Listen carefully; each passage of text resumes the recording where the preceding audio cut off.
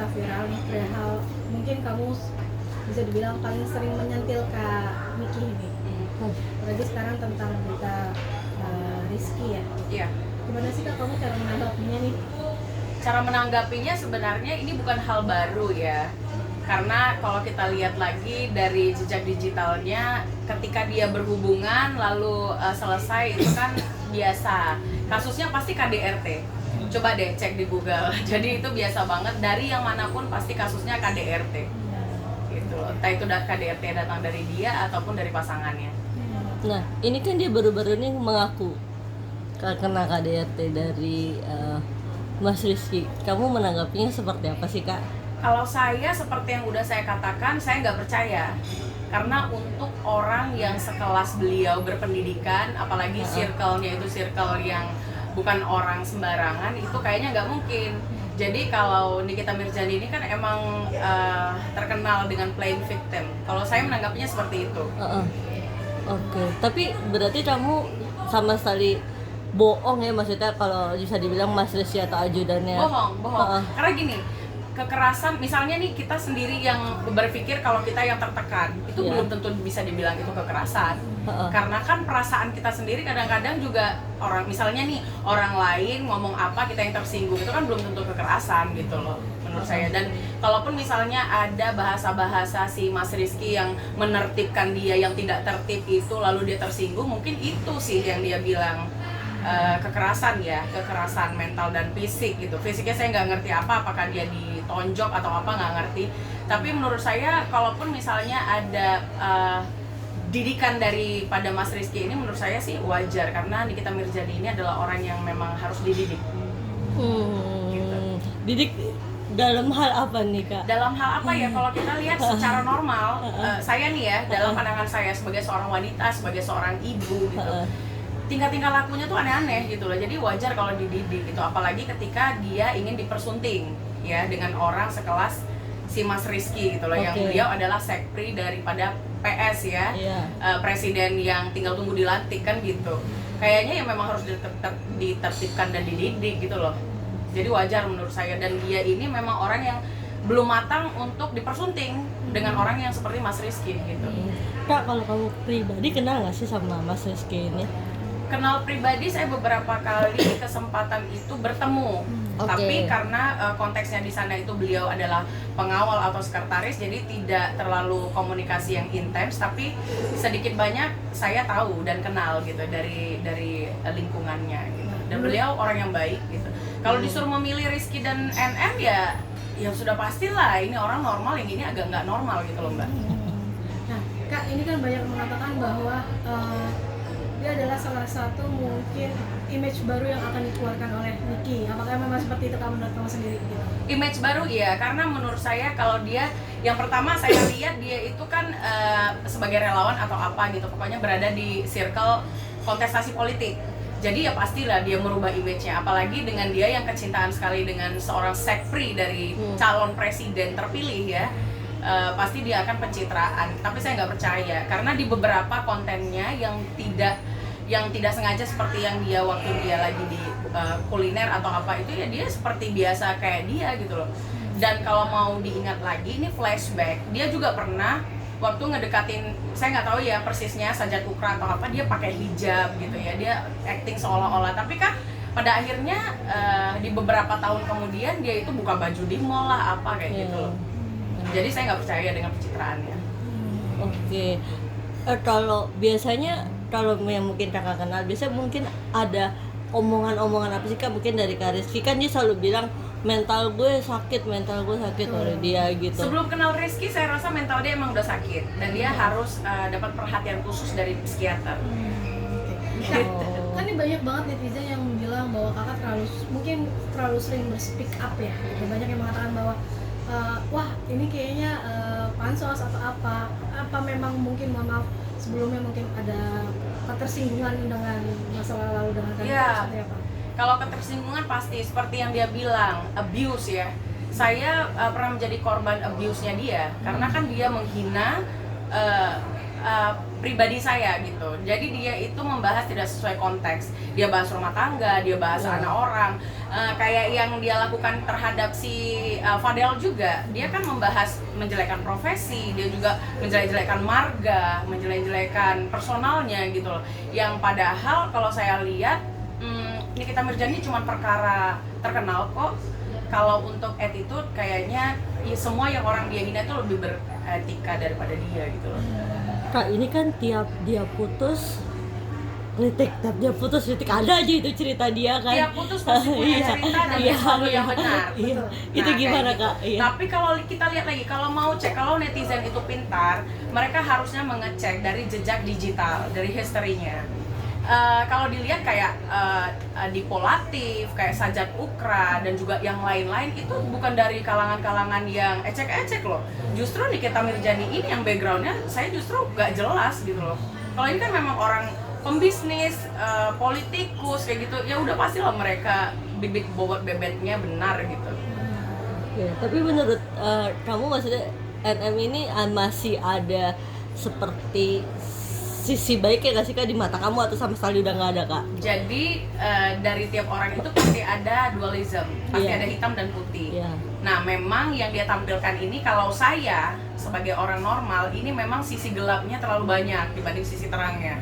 Kalau dibilang sisi baik udah pasti, apalagi seorang artis, seorang public figure yang dia kadang-kadang harus terus mengupgrade atau berubah-ubah image-nya untuk mempertahankan eksistensi. Saya rasa kalau dia melakukan hal baik ya pasti ada lah ya.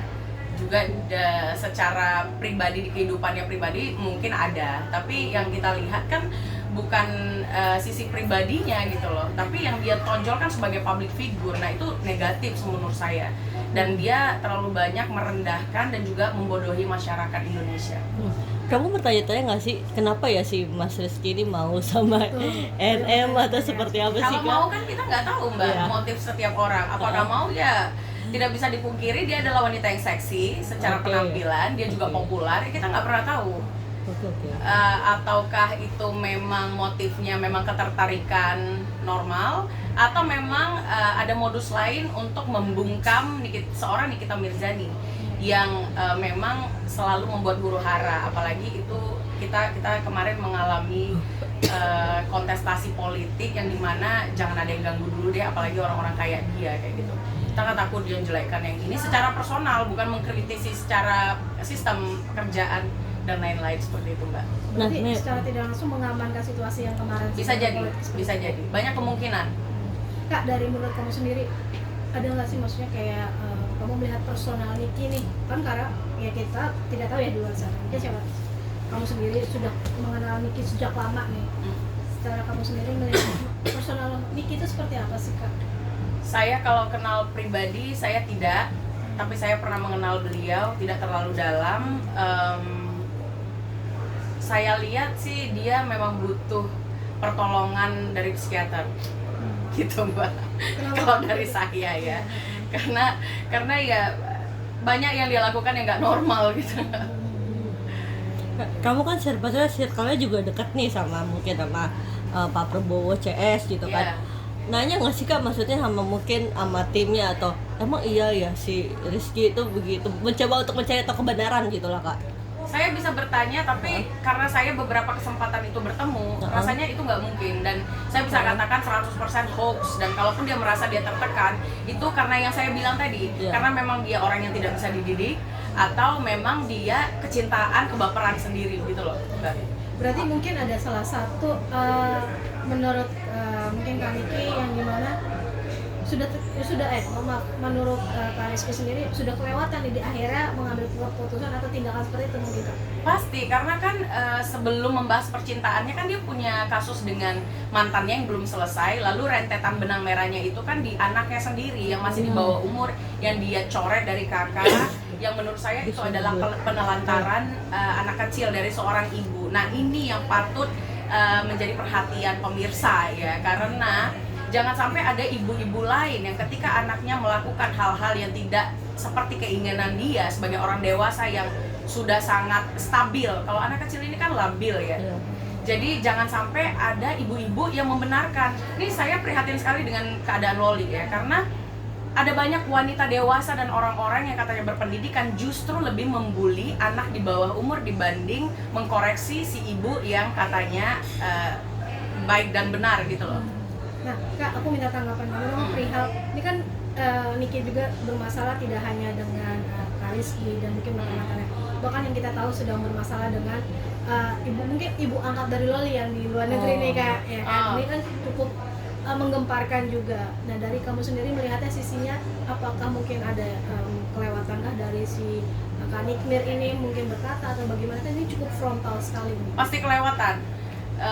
Untuk orang yang emosi, kemarahan itu wajar. Tapi untuk dia yang seorang public figure, ngata-ngatain orang yang sudah menampung anaknya sebagai kera, binatang, dan lain-lain, itu menurut saya nggak manusiawi. Dan public figure seperti ini harus ditertibkan, gitu Mbak. Oke. Ini kan Loli udah rela gitu, maksudnya datang ke rumah minta maaf gitu. Iya. Tapi belum ada dari mamanya sendiri, belum ada. Ya kasihan sih. Mungkin nanti di satu kesempatan saya mungkin ngetek Menteri PPA ya, perlindungan anak dan wanita, untuk ini sih harus dirampungkan menurut saya permasalahan ini. Karena ada kasihan anak kecil dan ibu-ibu lain yang akan mengikuti jejaknya Nikita Mirzani gitu. Didik anak boleh, tapi dengan cara-cara yang benar menurut saya. Walaupun memang pola didik orang itu berbeda ya. Tapi kalau ini tidak untuk ditiru sih. Nah, ini kan kamu juga seorang wanita, seorang ibu juga. Melihat kasus ini gimana sih Kak sama Loli ini sebagai seorang ibu, kok kayaknya nggak ada iba-ibanya gitu ke sama anak? Ya kalau saya kasihan, apalagi anak saya yang nomor 1 itu memang seusia dengan Loli ya. Jadi saya kasihan.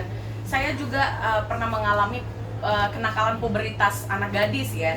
Menurut saya yang dilakukan Loli juga nggak over banget gitu loh. Yang dia cintai juga bukan om-om, masih yang seusia dia. Dan dimana anak ini adalah seorang dancer yang dia juga berprestasi gitu, dapat penghargaan di luar negeri, di Indonesia juga. Lalu sebelum kenal Loli juga dia sudah terkenal, masuk stasiun TV. Lalu anak ini juga sedang menjalani sekolah, dia kuliah kayak gitu. Jadi artinya ini adalah sesuatu penghinaan yang padahal untuk hasil yang diinginkan Nikita Mirzani ini masih berproses, karena ini anak masih 19 tahun kayak gitu. Jadi menurut saya ini tontonan yang tidak layak dan tidak untuk diikuti gitu, tapi harus di-clearkan gitu Mbak. Nah, kayaknya kan kemarin sempat Loli mendatangi rumah ibunya ya, gitu. Sudah diantar Fadel juga begitu ya. Tetapi bisa dibilang diacuhkan begitu saja nih Kak. Nah, ini sangat menyayangkan nggak sih Kak? Ya sayang sekali lah anak perempuan kayak gitu. Toh dia juga datangnya kan yang terakhir nggak sama Fadel sendiri.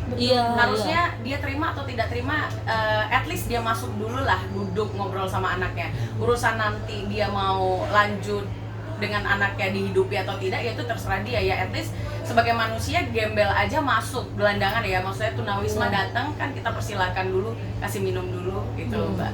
Kayaknya sih nggak manusiawi, nggak seorang ibu sih.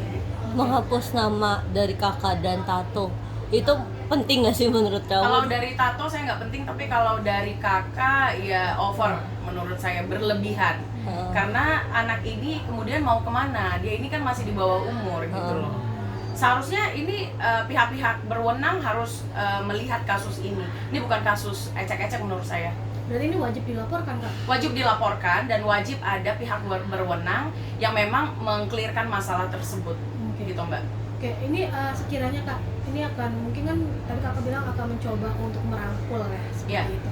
Nah, ini apakah nanti akan mencoba dilaporkan juga ke, misalnya melaporkan Niki perihal tindakan Niki yang mungkin sudah terlalu jauh ke anaknya? Ya, ini harus dimediasi sih. Jadi nggak sekedar datang ke podcast, stasiun TV untuk menggoreng-goreng kasus ini. Tapi titik permasalahannya adalah gimana caranya kita orang dewasa harus menolong anak kecil ini. Gitu. Dengan memediasi dia dan ibunya agar bisa baik-baik kembali. Urusan nanti dia deal-dealannya hidupnya seperti apa, yaitu nanti urusan nanti. Yang penting tidak ditelantarkan begitu saja. Ini kan datanya awalnya gara-gara seorang pria nih Kak. Menurut kamu gimana sih Kak? Ya, awalnya kan kalau yang sekarang beredar kan karena Fadel tidak diterima. Tapi kan permasalahan ini saya sempat bungkam 1 tahun, tapi saya memperhatikan. Ini kan permasalahannya karena si mantannya yang Anthony ya. Jadi si Loli ini kan tidak ingin berstatement sesuai dengan keinginan ibunya. Maka dia nge-ban ATM lah, tidak menghidupi, tidak membiayai sekolah, kan itu polemik awalnya. Betul. Lalu merembet ke yang tadi mama siapa ya perempuan Iya, yang iya. di sana Iya. ya kayak gitu, sampai dengan semua orang yang melindungi dan menolong anaknya dia maki, dia hina, bahkan dia mengeluarkan statement siapapun yang ngasih anak gue endorse yang notabene adalah rezeki anaknya itu dia bakal kasuskan kayak gitu kan. Kasihan anak ini. Kak, ini kan kemarin juga sempat ada info bahwa Loli sempat menyangkut penipuan endorsement gitu. Oh ya, 90 kamu juta. kamu melihatnya seperti apa? Karena kan ini bisa dibilang tutup mata nih seorang Niki. Iya. Gitu. Kalau menurut saya ya itu biasa aja sih, karena anak ini juga kayaknya gak ada manajemen, jadi dia kelola sendiri, dia juga nggak paham, kayak masih gamang. Jadi hal 90 juta itu menurut saya bukan hal yang mempermalukan dia juga sih, enggak. Tapi menurut kamu seorang Loli ini mungkin sebagai anak ada sedikit salahnya juga nggak sih Kak? Atau sama sekali emang anak kecil yang nggak tahu apa-apa gitu? Atau ada salahnya juga gitu mungkin? Anak kecil yang nggak tahu apa-apa. Anak kecil itu karena dia labil, jadi pasti dia bisa melakukan kekeliruan gitu loh. Oh. Jadi menurut saya wajar sih. Kesalahan dia yang fatal apa ya? Kalau misalnya mabuk-mabukan, pernah di blow up juga dia mabuk-mabukan, ya itu karena dilepas oleh orang tuanya. Coba kalau orang tuanya tetap merangkul dia, pasti anak itu nggak seperti itu. Saya yakin. Loli anak yang baik. Kalau kamu minta dikritik mengkritisi hubungan mereka anak dan ibu ini, apa sih Kak yang kamu mau bilang gitu? Mungkin saya yang pertama harus mention atau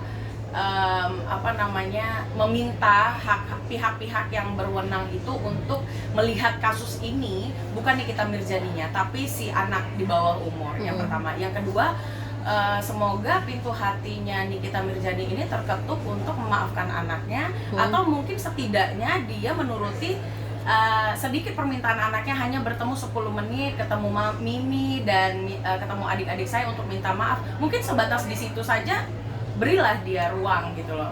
Artinya anak ini kasihan juga. Setelah nanti ketemu lalu Nikita Mirzani memutuskan apapun, yaitu urusan nanti. Yang pasti anak ini semoga Nikita Mirzani terketuklah pintu hatinya untuk bertemu walaupun 10 menit seperti permintaan Loli gitu. Kak, ini kan sempat kemarin itu yang soal endorsement ya, dimana kan sempat Niki mengatakannya itu kan salah cowoknya yang terlalu ibarat memanfaatkan Loli, ada yang statement seperti itu. Kamu melihatnya seperti apa sih Kak? Kalau saya permasalahan ini terlalu dilebar-lebarkan yang nggak penting gitu. Permasalahan endorse, permasalahan percintaan, udah deh. Ini kan sebenarnya hubungan Nikita Mirzani ini yang harus diperbaiki dulu. Urusan yang lain-lain dia jangan pikirin dulu gitu loh. Gitu sih Mbak. Kalau saya. Kalau minta mengkritisi secara personal, Iya. NM itu seperti apa sih? Apa yang kamu Yang mau? harus diperbaiki, mungkin kalau untuk acting dia bagus, tapi untuk psikis kayaknya dia butuh pertolongan psikiater. Gitu Mbak. Apa yang membuat kamu berani banget sih Kak? Maksudnya speak up terus gitu-gitu. Saya harus bersuara. Karena apa ya? Karena dia banyak melakukan hal-hal yang membodohi warganet, membodohi masyarakat, menyebarkan hoax kayak gitu. Jadi dia aja yang benar. Kayaknya satu Indonesia orang salah semua gitu loh. Terutama di mulutnya yang lancar sekali menghina orang, merendahkan orang, itu kayaknya harus di stop deh. Kenapa saya berani? Ya saya harus bersuara sebagai aktivis sosial dan politik seperti itu. Saya harus memperbaiki pola pikir warganet kayaknya. Jangan dikit-dikit, oh Nikita Mirzani boleh melakukan apapun karena dia kaya. Oh Nikita Mirzani, nggak bisa begitu. Hidup nggak seperti itu. Ini SDM kita ini makin anjlok, makin bodoh kalau ngikutin Nikita Mirzani. Kayaknya NM ini berani nyenggol semua artis, tapi cuman satu yang nggak berani. Ya senggol kamu ya Kak. Gimana sih Kak? Mungkin yang dia mau ungkapkan dan korek-korek juga nggak ada dari saya ya, selain hoax gitu. Kalau memang misalkan nanti kita ambil aja mungkin suatu saat lah Kak, misalkan dia menyenggol dirimu, gimana nih Kak? Nggak apa-apa. Saya siap untuk disenggol Nikita Mirzani. Silakan, tapi dengan syarat itu harus konkret, benar bukti-buktinya gitu. Ketika dia menjelekkan saya, oh dia begini ya, kasih buktinya yang konkret gitu. Kak, gimana Kak tanggapan kamu? Banyak netizen yang mengatakan bahwa wah ini Kak Zanzan mungkin tadi lupa kan aku. Oke, mungkin ada pesan terakhir mungkin siapa tahu buat Kak Niki ini bisa memperbaiki dirinya ke depannya. Iya. Masukkanlah dari Kakak gitu. Ya masukan dari saya, jangan hanya penampilan dan actingnya saja yang dipertebal ya, tapi juga etika dan tindak tanduknya gitu. Karena banyak orang yang mencintai Nikita Mirzani. Sayang sekali kalau dia sampai melakukan hal-hal receh seperti ini dengan kemasan yang berbeda lagi gitu. Oke. Ya. Ada niatan dari kamu pribadi nggak sih Kak, mungkin karena Nikita ini terlalu banyak suka, mungkin lapor ke pihak berwajib gitu, mungkin apa gitu, karena kan sudah menghina banyak orang gitu Kak. Kalau dari kamu pribadi? Ya mungkin saya akan lakukan ya, kalau misalnya ini akan semakin luas dan merembet kemana-mana, pasti saya akan melakukan sesuatu gitu. Oh, tapi udah kepikiran gitu Sudah ya tadi? sudah kepikiran. Yang pertama saya kepikiran menolong Loli sebagai Iya. anak yang di bawah umur, bukan anak Nikita Mirzani ya. Iya. Terus saya kepikiran juga kalau seorang public figure yang selalu menghina orang, apalagi stasiun TV ngundang-ngundang dia untuk sebuah apa ya, kayak dia di podcast aja bisa ngeludahin orang gitu loh, kayak menghina gitu, masa orang semua diem tutup mata, kenapa gitu loh. Gitu aja sih Mbak. Mudah-mudahan dia bisa jadi benar ya, dan jangan lupa pergi ke psikiater gitu.